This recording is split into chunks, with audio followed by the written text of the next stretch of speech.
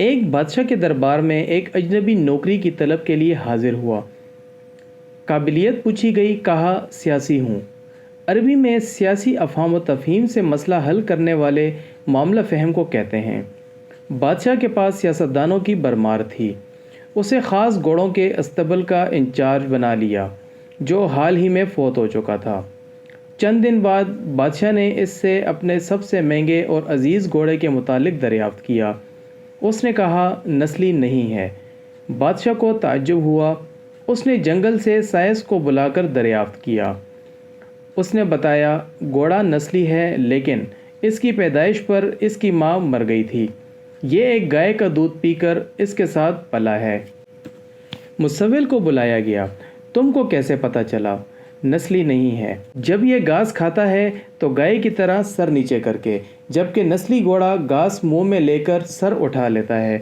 بادشاہ اس کی فراست سے بہت متاثر ہوا۔ مصول کے گھر اناج، گھی، بنے دمبے اور پرندوں کا اعلیٰ گوشت بطور انعام بھجوایا۔ اس کے ساتھ ساتھ اسے ملکہ کے محل میں تعینات کر دیا۔ چند دنوں بعد بادشاہ نے مصاحب سے بیگم کے بارے میں رائے مانگی۔ اس نے کہا طور و اطوار تو ملکہ جیسے ہیں لیکن شہزادی نہیں ہے۔ بادشاہ کے پیروں تلے سے زمین نکل گئی۔ حواس بحال کیے، ساس کو بلاوا بھیجا، معاملہ اس کے گوش گزار کیا۔ اس نے کہا حقیقت یہ ہے تمہارے باپ نے میرے خاوند سے ہماری بیٹی کی پیدائش پر ہی رشتہ مانگ لیا تھا، لیکن ہماری بیٹی چند ماہ میں ہی فوت ہو گئی تھی۔ چنانچہ ہم نے تمہاری بادشاہت سے قریبی تعلقات قائم کرنے کے لیے کسی کی بچی کو اپنی بیٹی بنا لیا۔ بادشاہ نے مصاحب سے دریافت کیا تم کو کیسے علم ہوا؟ اس نے کہا اس کا خادموں کے ساتھ سلوک جاہلوں سے بدتر ہے۔ بادشاہ اس کی فراست سے خاصا متاثر ہوا۔ بہت سا اناج، بھیڑ بکریاں بطور انعام دیں، ساتھ ہی اسے اپنے دربار میں متعین کر دیا۔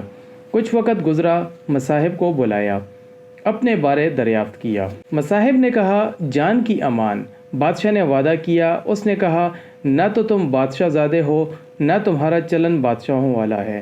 بادشاہ کو تاؤ آیا مگر جان کی امان دے چکا تھا۔ سیدھا والدہ کے محل پہنچا۔ والدہ نے کہا یہ سچ ہے، تم ایک چرواہے کے بیٹے ہو، ہماری اولاد نہیں تھی تو تمہیں لے کر پالا۔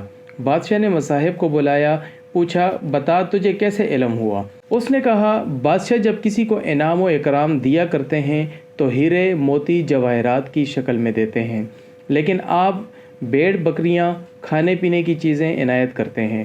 یہ اسلوب بادشاہ زادے کا نہیں، کسی چرواہے کے بیٹے کا ہی ہو سکتا ہے۔ عادتیں نسلوں کا پتہ دیتی ہیں۔ عادات، اخلاق اور طرز عمل خون اور نسل دونوں کی پہچان کرا دیتے ہیں۔